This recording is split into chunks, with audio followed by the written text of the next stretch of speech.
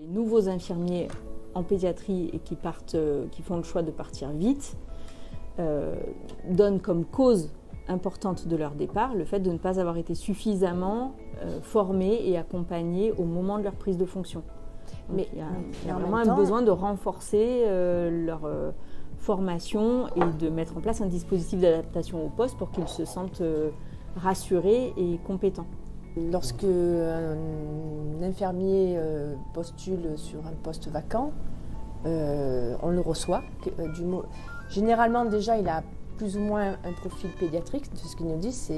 Et ensuite, toute personne qui souhaite postuler, qui candidate sur un poste vacant, nous le recevons. Et nous recevons la plupart du temps les deux cadres supérieurs ensemble. Et ce qui permet de comprendre, de cibler ce projet professionnel en pédiatrie et de pouvoir, en fonction de leurs souhaits, de leur profil, de leurs besoins, les orienter sur un poste ou un autre, de jour ou de nuit. Déjà, ça permet donc de lui donner une stabilité sur le poste qu'il va pouvoir, sur lequel on lui donne plus le temps d'un petit peu réfléchir, pour lequel il va pouvoir postuler. Sachant que nous avons sur la Timone toutes les spécialités et de recours de pédiatrie.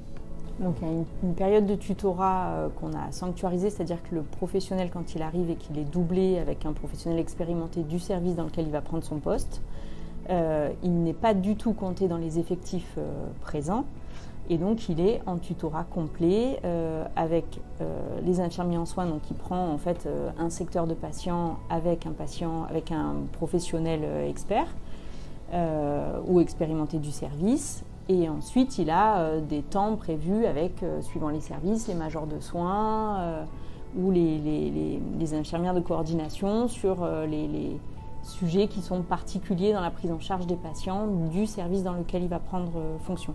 Et donc ce temps de tutorat, il est d'une période minimale de 15 jours. Il est adapté en fonction du profil du professionnel, du nouveau professionnel, suivant s'il a déjà fait un stage dans ce service-là ou pas, suivant s'il prend un poste de jour ou de nuit, et suivant s'il prend un poste qui n'est que dans un seul service, ou si c'est un poste en pool, puisqu'on a un pool de suppléants, c'est-à-dire des infirmiers une équipe d'infirmiers qui tourne sur l'ensemble des services de Timone Enfant. Et comme on a toutes les disciplines médicales représentées et donc des services dans lesquels les prises en charge de patients sont très différents entre un service d'urgence pédiatrique ou un service d'onco-hématologie pédiatrique ou un service de chirurgie orthopédique, la journée des infirmiers, les soins réalisés, les traitements qui sont administrés, etc. sont complètement différents. Donc ça demande un panel de compétences plus large et donc on fait un temps de tutorat plus long pour les infirmiers du pool qui sont doublés dans chacun des services dans lesquels ensuite ils peuvent être positionnés en tant que suppléants. D'accord. Et donc ce tutorat, il est organisé de jour pour les infirmiers qui prennent des postes de nuit. Enfin, il y a une première période de jour et ensuite ils sont doublés quelques nuits pour voir comment se déroule la vacation de nuit. Mais le temps de tutorat, il est prévu sur le jour. Pas du tout parce que les infirmiers de jour forment mieux que les infirmiers de nuit, puisqu'on est des infirmiers de nuit qui sont hyper experts dans leur service. Mais par contre, parce que sur le fait d'être tutoré de jour, ça permet de rencontrer les équipes médicales. Et donc quand après on travaille de nuit et qu'on doit appeler le médecin à 2h du matin pour lui poser une question, c'est un peu plus facile si on l'a déjà rencontré en physique au début de son poste. Et puis il y a des soins qui sont réalisés de manière beaucoup plus régulière sur les horaires de journée.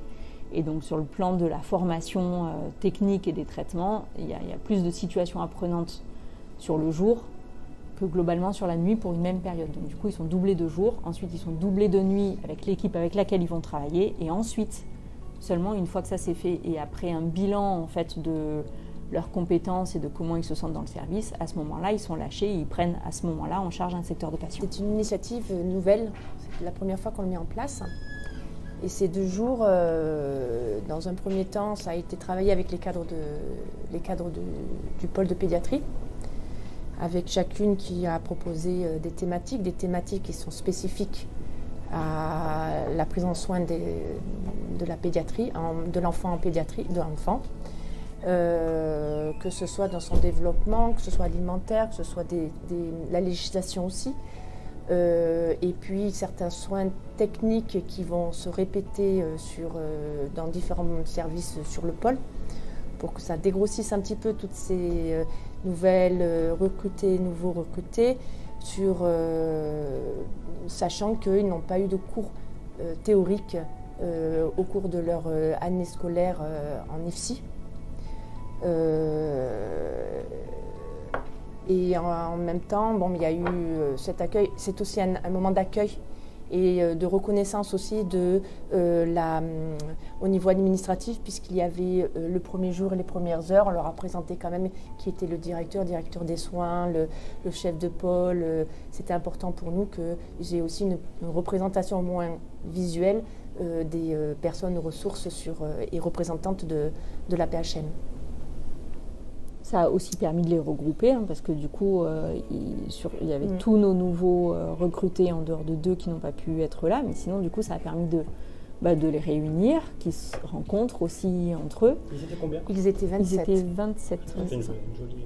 Il y avait ceux qui venaient sur Timone et ceux qui avaient des postes sur Nord aussi, qu'on a regroupé vraiment tous les nouveaux infirmiers du pôle.